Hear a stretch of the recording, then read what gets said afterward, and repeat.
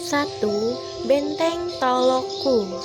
Benteng yang satu ini asal mulanya dikenal dengan nama Toloku, hingga akhirnya banyak orang menyebutnya dengan nama Benteng Hollandia.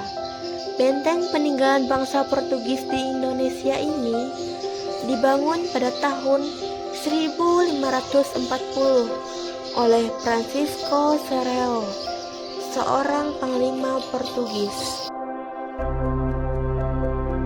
2.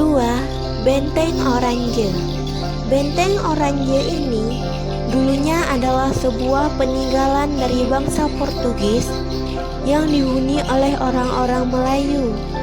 Namun, oleh Belanda, benteng tersebut dipugar kembali dan dijadikan sebagai pusat pemerintahan tertinggi Hindia Belanda yang dipimpin langsung oleh Gubernur Jenderal VOC. Namun kini, Benteng Orange ini menjadi salah satu tempat favorit bagi masyarakat Ternate dan pengunjung dari daerah lain untuk sekedar melepas penat. Dulunya, kondisi benteng tersebut rusak parah.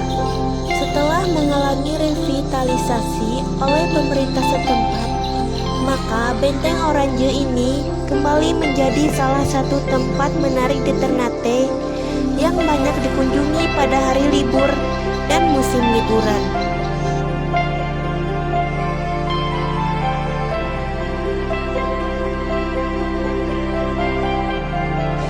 3. Benteng Kalamata. Benteng Kalamata atau Kalapata mempunyai nama lain sebagai Benteng Kayu Merah atau Benteng Santa Lucia.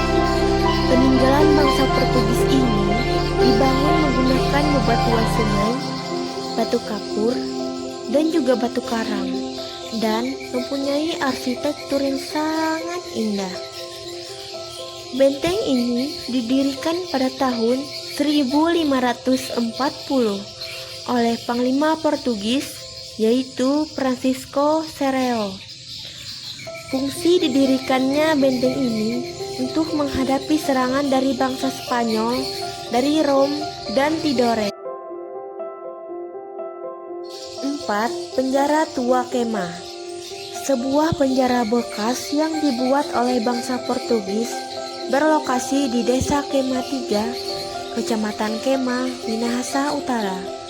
Penjara ini berada di sebuah gang sempit di tengah pemukiman penduduk.